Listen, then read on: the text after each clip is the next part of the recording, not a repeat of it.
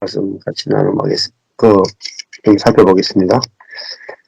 50장 1절에 요셉이 아비의 얼굴에 굽으려 울며 요셉의 얼굴에 굽으려 울며 입맞추고 그 수종 의사에게 명하여 이제 향 재료로 아비의 몸에 넣게 하며 의사가 이스라엘에게 그대로 했더라. 이 옛날에 그 사람의 몸에 넣는 향의 재료가 어마어마하게 비쌉니다. 거의 금값 수준이죠. 그래서 가난한 사람들은 아예 상상도 할 수 없는 비싼 게 향의 재료예요. 구하기도 힘들고 굉장히 비싸고 가난한 사람들은 아예 엄두도 못 내죠. 그래서 이 야곱이 죽었을 때 그의 몸에 아마 장기들은 아마 적출했을 가능성이 높고 그 대신에 그 안에 이제 향을 집어넣어서 부패를 막는 애굽식 그 장례법을 아마 썼던 것 같아요. 이게 이제 고인에 대한 나중에 부활을 준비하는 어떤 그런 의식과 연관이 있어요. 예. 그래서 향의 재료, 향은 또 부활을 의미하거든요. 향 재료로 아비의 몸에 넣게 하며 의사가 이스라엘에게 그대로 했다. 예.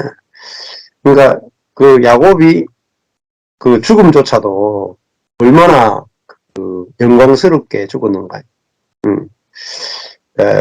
그러니까 아들이 총리니까 야곱은 정말 그저 은혜로 어마어마한 장례식을 치르게 된 거죠. 그러니까 자기가 장례식을 준비한 게 아니라 하나님이 이렇게 정말 영광스러운 장례식을 준비해 놓았고 그것을 은혜로 다 야곱이 누리는 것을 볼 수 있죠.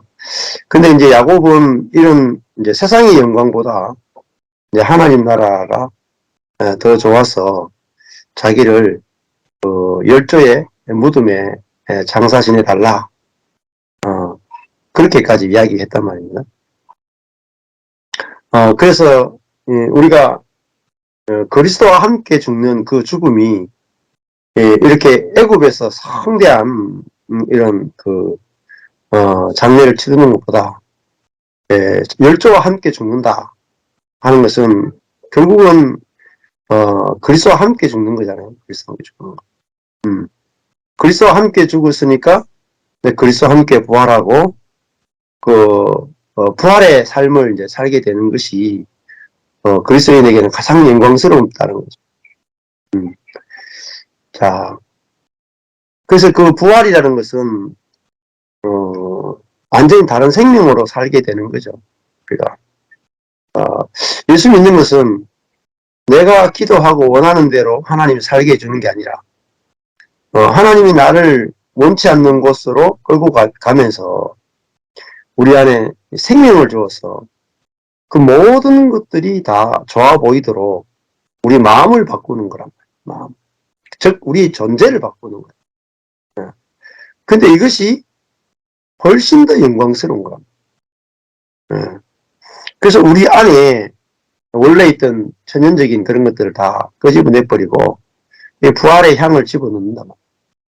그 부활의 향으로 사는 사람이 되는 거죠. 부활의 향기를 풍기고 사는 게 되는 거잖아요. 근데 이것이 축복인 것은 이 고난이 끝나는 거예요. 고난이. 우리 안에 부활의 생명으로 살게 될 때만이 악과 고난이 끝나요. 그러니까 내 중심적인 이런 죄로 마음으로 살게 되면 고난이 끝이 안 나요. 하나님이 예를 들면 내가 좀 아내가 변화됐으면 좋겠다. 남편이 변화됐으면 좋겠다. 자녀가 내 마음대로 좀 됐으면 좋겠다.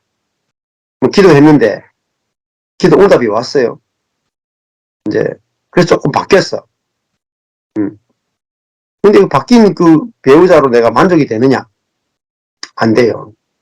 일시적인 만족밖에 안 돼. 지금 내가 당장은 우리 애가 예를 들면 학교 안 가면 이렇게 생각했죠. 우리 아이가 학교만 가는 아이가 됐으면 좋겠다 이 생각. 그죠? 하나님 요 정도도 내가 뭐 기도 못합니까? 학교 안 가는데 학교 가게 해주는 정도도 하나님 못합니까? 이렇게. 학교 가잖아요.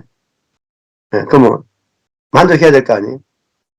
성적표가 들고 왔어. 네, 25점짜리 성적표 들고 왔단 말이에요. 근데 학교만 가면 됩니까? 최소 성적은 70점 맞아야 안 되겠습니까? 70점 맞기 전에 만족이 없다고. 네. 그러니까 사람은 지금 당장 배고플 때는 하나님 밥을 주십시오 이렇게 기도할 거예요. 네. 근데 밥을 먹으면은 다음에는 또 더 좋은 반찬이 있는 밥을 주십시오 이렇게 하기 때문에 끝이 없단 말이에요. 왜냐하면은 환경은 바뀌어도 마음은 안 바뀌었기 때문에. 그래서 하나님은 우리 이 속을 바꾸는 분이란 말이에요. 속. 마음을 바꾸는 거예요. 마음. 새 마음이 나온다. 그 새 마음 안에서 하나님의 완전한 구원이 다 실제가 된다고 볼 수 있어요. 악과 고난으로부터 해방시키는 구원, 예. 악, 죄의 용서, 또 죄의 권능으로부터 우리를 해방시키고, 또 죄의 권능으로 말미암아 생겨나는 모든 고난으로부터 우리를 해방시키는 것이 완전한 구원입니다. 그러려면은 악과 고난으로부터 해방시키려면 마음이 새로워지지 않고는 이 구원이 경험이 안 된단 말이에요. 그래서 새로운 언약의 핵심은, 새로운 구원의 핵심은 새 마음을 주는 거예요. 새 마음. 자, 그러니까 그 새 마음은 어떻게 되느냐? 그걸 이제 생각해 볼 필요가 있죠. 새 마음은 부활하신 그리스도와 우리가 연합되었기 때문에. 내게는 어떻게 보면 천연적인 내게는 새 것이 없어요. 새 마음이 없어요.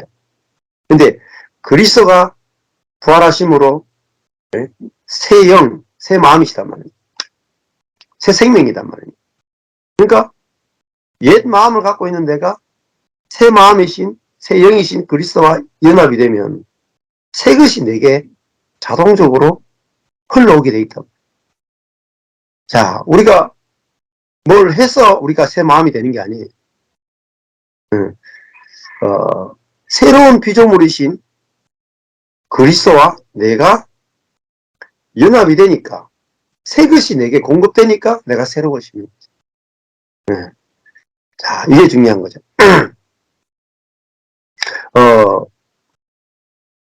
내가 만약에 그 강이에요, 강. 대구에 보면 신천이라고, 신천. 대구 중심에 이제 흐르는 강을 신천강이라고, 신천. 신천이 어릴 때, 저희가 어릴 때는 이제 거기가 완전 똥물이었어요. 공장에서 내보내는 폐수와 가정에서 내보내는 생활 하수가 함께 모였어요. 그러니까 얼마나 더럽겠어요. 시커맸다니까요. 바닥에는 흙들이 다 새까맸어요. 그래서 신천에 막 정말 오염 물이 그대로 흘러갔거든요. 그래서 제 대학생 때나 이때 생각이, 야, 저 신천에 옛날에는 목욕을 했다 하는데 내가 좀 더 나이가 들면은 저 신천이 목욕할 수 있는 물로 바뀔 수 있겠냐. 늘 그런 생각을 하고 신천을 지나갔어요. 그 신천 그때 저희들이 살았으니까. 근데 지금은요, 신천 물이 엄청 깨끗해졌어요. 수달이 살 정도로 깨끗해졌어요. 왜 그러냐면은, 그, 생활호수나 또 공장 폐수들이 흘러 들어오는 부분을 다 막았거든요. 생활호수는 생활호수대로, 공장 폐수, 공장 폐수대로 파이프라인을 통해서 다 나가는 거예요. 그리고 신천에는요, 뭐만 흘러 들어오냐면은, 이 새로운, 그냥 강물만 오는 거예요. 빗물, 강물만 흘러오도록 만드는 거예요.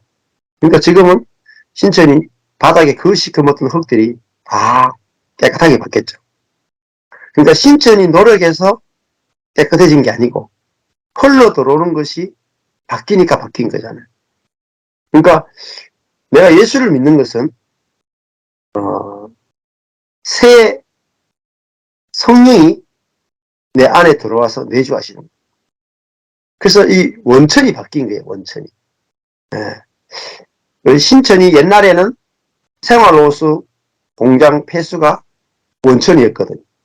그게 흘러나오니까 신천은 계속 더러운 것만 나왔단 말이에요. 근데 우리 안에 새 영을 보내주심으로 말미암아 원천이 뭐로 바뀌었냐? 원천이 가창댐이 된 거예요. 가창댐.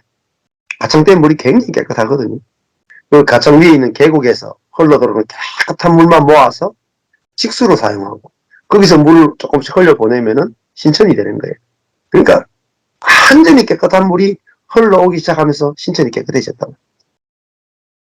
마찬가지로 원천이 바뀌면 그 뒤에 있는 강은 깨끗해지는 거예요. 그러니까 복음이라 하는 게 뭐냐면은 원천이 바뀌어졌다는 거예요. 우리의 원천이 우리 몸에 있는 사단이었다가 우리의 원천이 우리 영 안에 있는 생수 그리고 그 성령이 원천이 되었단 말이에요. 이것이 복음이에요. 복음은 듣고 믿어지면 돼요. 할 일이 없어요. 아, 내가 원천이 바뀐 사람이구나. 이게 새로운 피조물이구나. 이게 깨달아지고 믿어지면 뭐 하겠어요? 아, 이제 원천이 바뀌었으니까 내게서 깨끗한 물이 나오고 있구나. 또 깨끗한 물이 계속 흐르고 있구나. 결국 내가 깨끗해지겠구나. 그러니까 할 일이 없죠. 할 일이 없는 거라고. 그러니까 뭐 해서 바뀌는 게 아니에요. 하나님이 원천을 바꾸신 그 일이 알아지고 깨달아지고 믿어져서 가만히 있는데 노력하지 않고 있는데 신기하게 깨끗해지는 거예요. 내 속이 깨끗한 게 나오는 거예요. 그냥 믿음으로 되는 거예요. 아는 것이 믿어지는 거예요. 그걸로 달라지는 거예요. 달라지는 거예요. 완전히 새 것이 나오는 거예요. 그 야곱의 몸에도 원래는 이 사람이 죽으면 장기 안에 있는 것들이 막 이제 썩거든요. 백혈구나 뭐 적혈구 얘들이 이제 몸에 못 돌잖아요. 그러니까 몸을 깨끗하게 못 한단 말이에요. 균을 못 이긴단 말이에요. 그러니까 균을 이기는 없으니까 안에 균이 정식해가지고 사람을 부패시켜버리고. 근데 우리 안에 어느 백혈구나 적혈구나 이렇게 우리 핏줄을 통해서 부패를 막는 이것이 우리 속에 흐르면은 부패 안 되고 계속 몸이 건강하게 살아있잖아요. 깨끗하잖아요.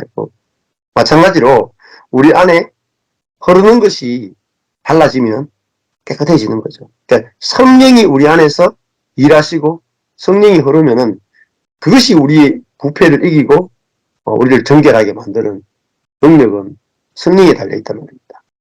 그 성령이 내 안에서 살아계시고 일하시는구나. 이것이 알아지고 믿어지면 할 일이 없다면 저절로 되어진다.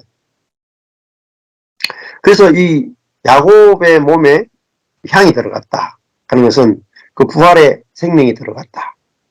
부활의 향기가 들어갔다. 이렇게도 해석할 수 있는 거죠. 자, 3절에 보면 40일이 걸렸다. 향재료를 넣고 장례를 준비하는데 40일 동안 부활이 준비됐다. 그러니까 40일 동안 향재료를 넣으려고 하면 얼마나 많이 넣겠어요. 그 과정을 거치고 막 이렇게 얼마나 많은 값이 치러지겠어요. 향재료를 넣는 데는 이 날수가 걸렸다. 40일이죠. 그래서 원래 있던 이런 장기를 쫙 빼내고 그 안에 새 것을 집어넣잖아요. 새 것을. 그러니까 사실은 모세의 인생도 그렇고 먼저는 우리 안에 있던 천연적인 것들을 뽑아내가지고 비운 다음에 거기에 새 것을 채워넣는 거예요. 자, 이 날수가 40일. 40일이라고 하는 게 고난의 숫자예요. 고난은요, 빼는 거예요, 빼는 거. 그래서 빼야 새 것이 들어오거든요. 죽어야 부활이 있거든요. 그래서 우리는 내 거 있는 데다가 더해주기를 원하는데 그게 아니고요. 빼는 시간이 필요합니다. 그래서 광야에 40년 동안 모세의 능력과 지혜를 다 뺐단 말이에요. 다 빼고 생명을 집어넣은 거예요. 네. 자, 우리도 천연적인 능력, 천연적인 지혜, 천연적인 선함을 빼고 생명을 집어넣는 게 사실이에요. 자, 애국 사람들은 이 야곱을 위해서, 이스라엘을 위해서 같이 슬퍼했죠. 그 죽음을 같이 슬퍼했는데 그 날수가 70일이나 됐네. 와, 얼마나 깁니까? 요셉이 죽은 것도 아닌데 야곱의 아버지가 죽었는데 70일 동안 죽였다. 야, 야곱의 죽음이, 야곱이 아무것도 한 것이 없는데 그냥 죄인이었고 하나님과 원수처럼 살았는데 야곱에게 준비된 장례식은 정말 정말 영광스러운 장례식이 준비되어 있었다. 그것도 상관없는 애국 사람들이 이 야곱을 위해서 70일 동안 곡을 했다. 어마어마하게 영광스러운 장례가 준비되어 있었죠. 그러니까 우리 인생도 보면은 하나님이 준비해 놓은 것이 나타나야 된다. 그게 영광스러운 거예요. 야곱은 하나도 준비한 게 없어요. 자, 4절에 보면은 곡하는 기한이 지나갔다. 70일이 지나간 거죠. 70이라 하는 거 완전 숫자 아니겠어요? 70일이 지나가고 요셉이 바로의 궁에 말했다. 사실 70이라 하는 것은 그러니까 7 곱하기 10인데 7은 이제 이게 이제 완전수니까 안식을 의미하기도 해요. 안식. 그러니까 70일 지나고 나니까 이제 부활에 들어갔다라는 말은 또 다른 말로 하면 안식에 들어갔다는 말 같아요. 안식은 내가 일하는 게 없잖아요. 일하는 게 없는데 안식하는데 일이 된단 말입니다. 그게 부활의 세계. 안식하고 있으면 여러분 일이 됩니다. 신기해요. 우리가 왜 일이 안 되느냐? 안식이 안 되기 때문에 일이 안 돼.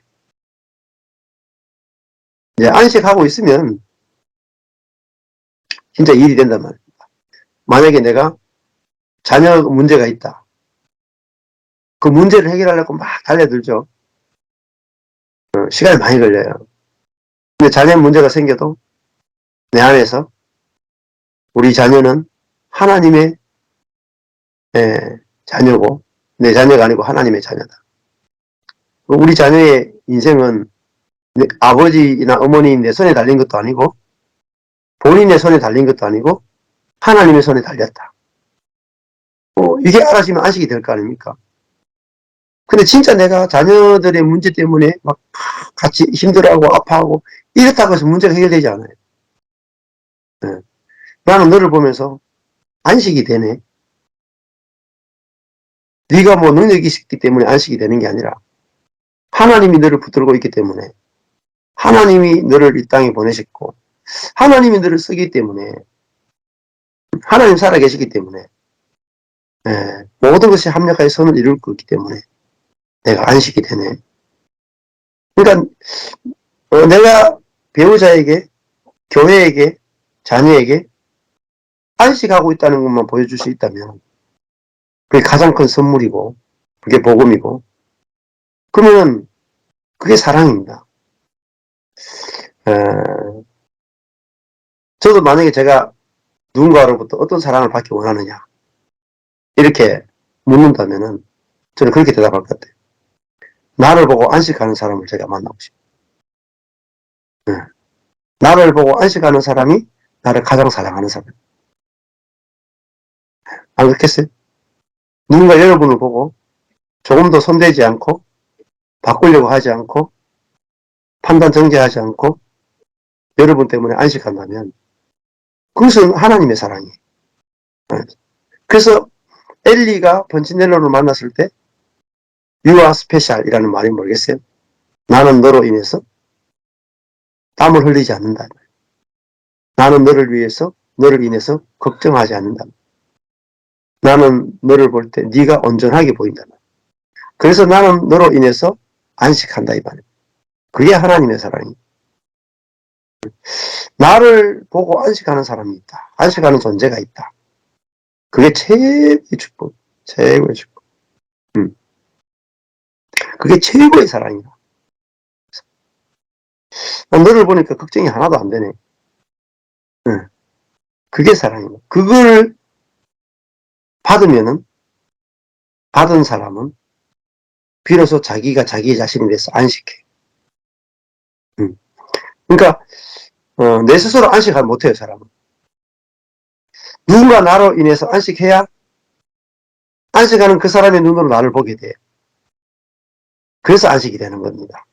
그래서 하나님의 눈으로 나를 볼 때 하나님이 나를 보고 안식하신다. 그게 알아져야 비로소 내가 나를 볼 때 안식이 되는 거예요.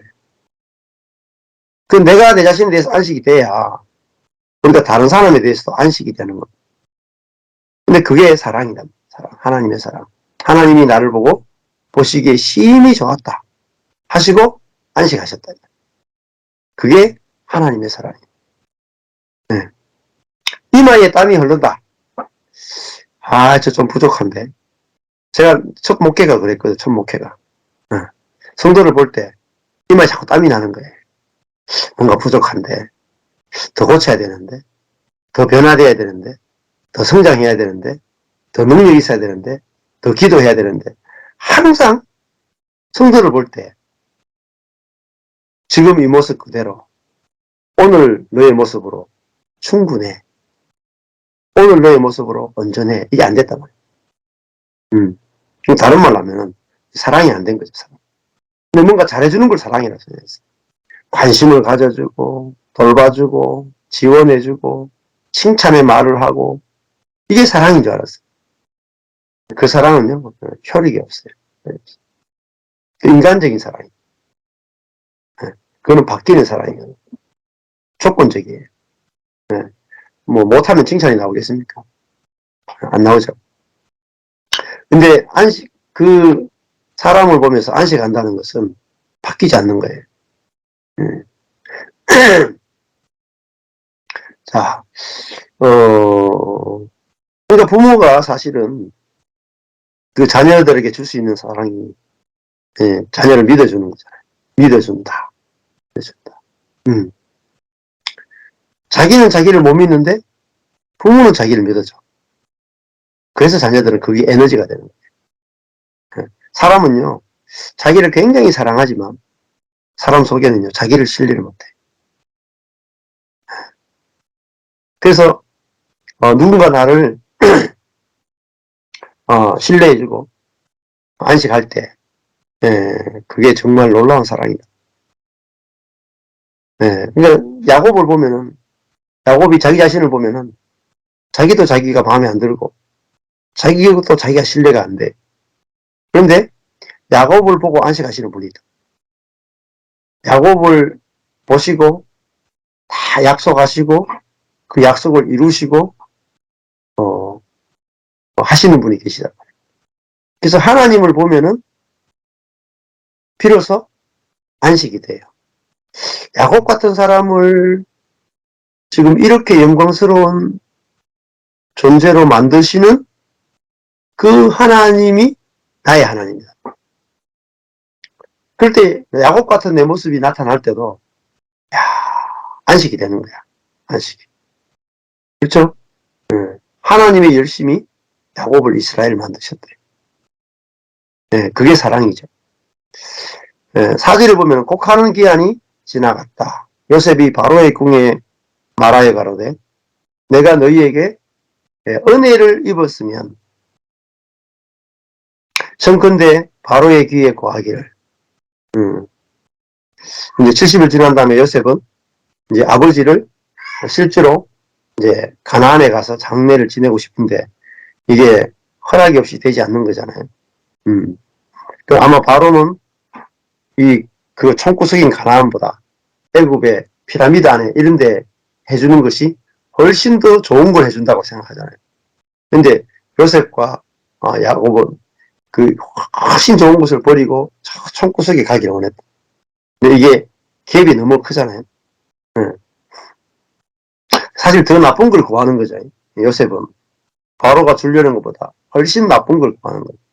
내가 너희에게 은혜를 입었다면은 청컨대 바로의 귀에 구하기를 우리 아버지가 나로 맹세하게 하여 이르되 내가 죽거든 가나안 땅에 내가 파서둔 묘실에 나를 장사하라 하였나니 나로 올라가서 아버지를 장사하게 해주셨어요. 유언입니다. 내가 다시 돌아오겠습니다. 도망가지 않고 돌아오겠습니다. 여기서 계속 섬기겠습니다.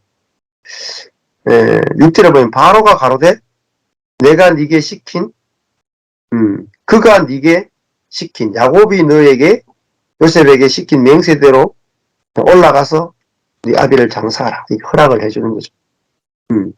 그러니까 권위자에게 명령하거나 하지 않고 권위자에게 인정을 받는 게 되게 중요해요. 겸손하게 권위자의 말을 의견을 묻고 그의 결정에 맡길 수 있는 거.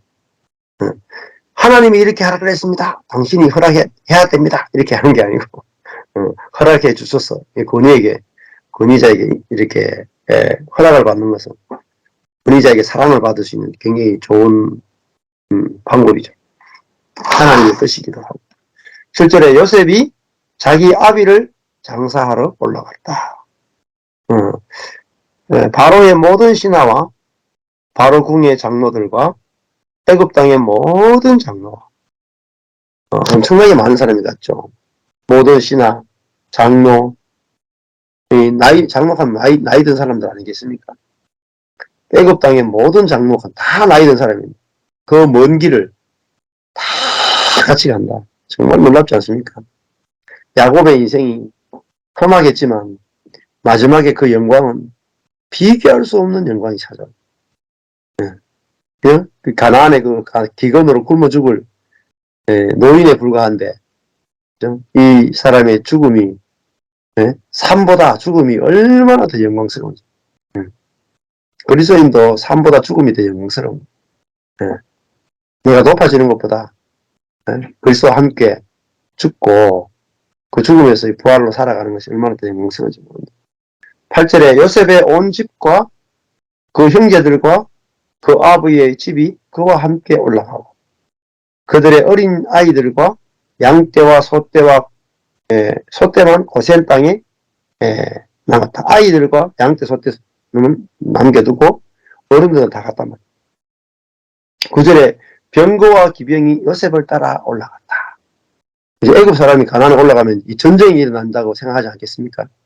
이 많은 숫자가 가나안으로 들어가면 가나안에서 애굽이 우리를 공격하러 오는구나 생각하고 막 전쟁이 벌어질 수도 있죠. 그리고 공격을 당할 수도 있으니까 그걸 보호하기 위해서 애굽의 병거와 기병은 최고의 무기죠. 이때는 치면은 요셉을 따라 올라가서 보호해주고 그리고 그 때가 심히 큰 때가 따라갔다. 10절에 그들이 요단강 건너편 아닷이란 말은 가시나무 덜장미란 뜻이고요. 아타드 뜻이고 타작마당 이건 고랜이에요. 평탄하게 하다. 그러니까 막 타작마당이니까 아마 평탄한 곳이었던 것 같아요. 아닷 타작마당에 이르러 거기서 크게 호곡하고 요단강을 건너갔죠.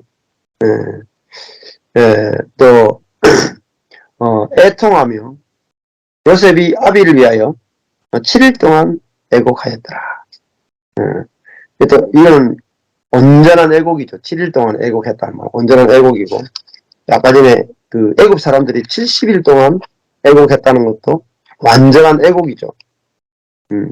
그 말은 다른 말 하면 야곱의 죽음에 대해서 진정으로 슬퍼했단 말이에요.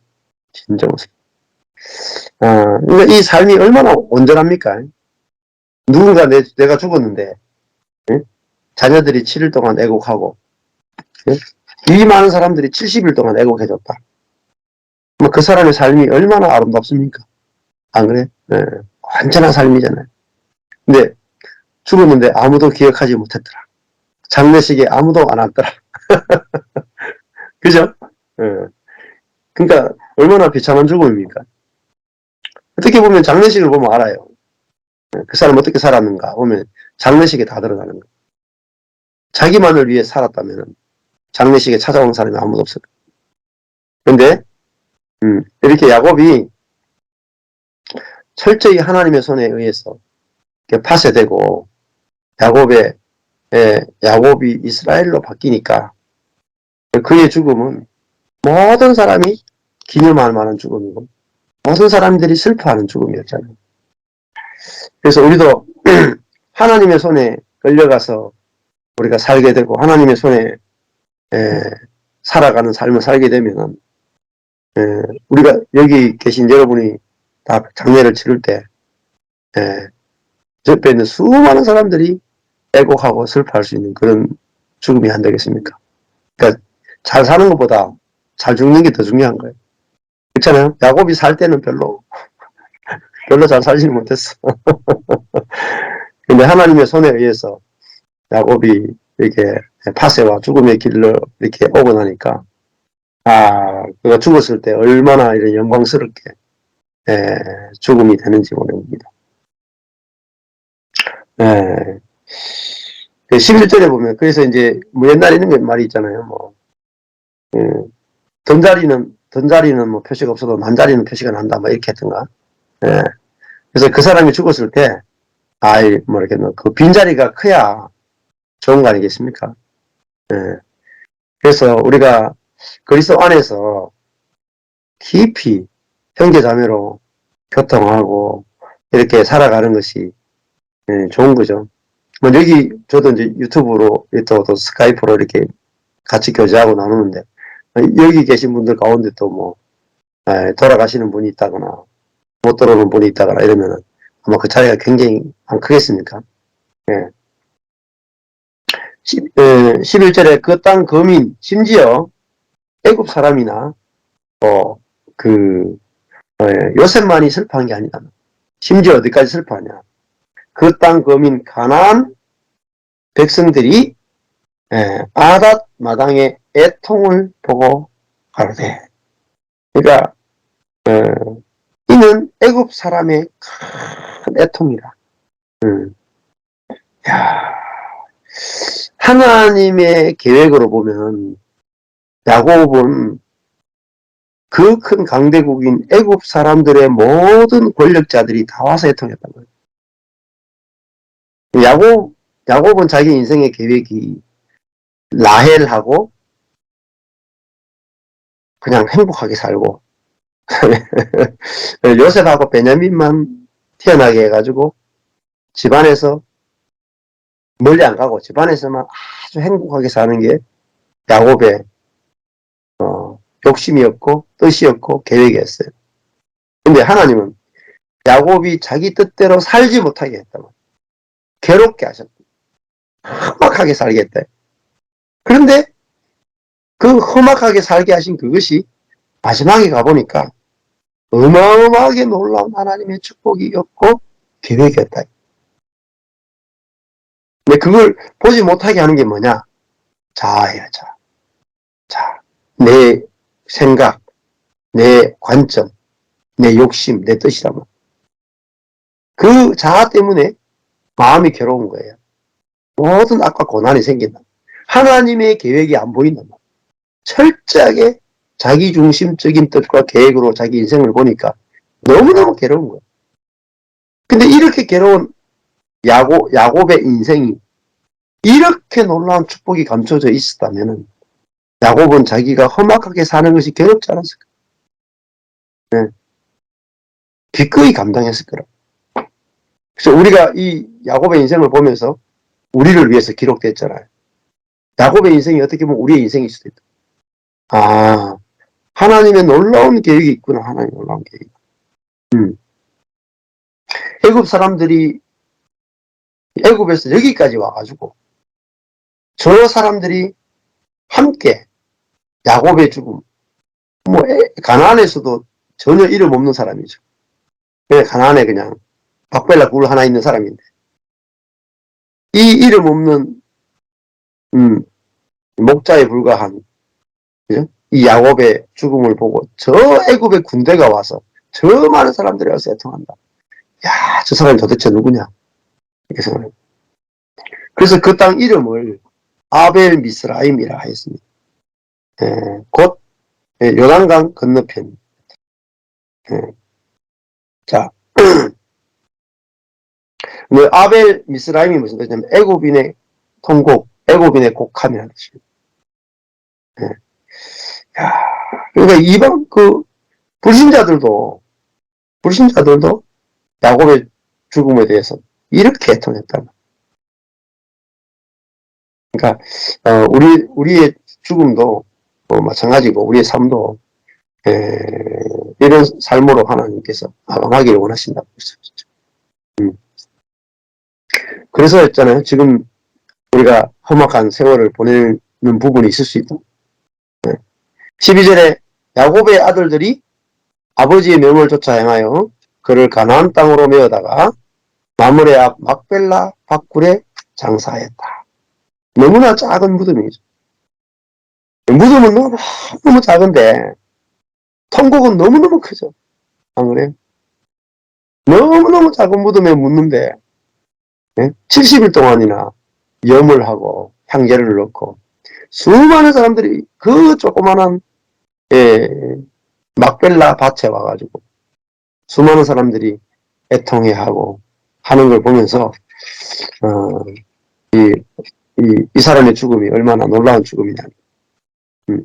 이는 아브라함이 헷 족속 에브론에게 밭과 함께 사서 소유 매장지를 삼은 곳이었더라.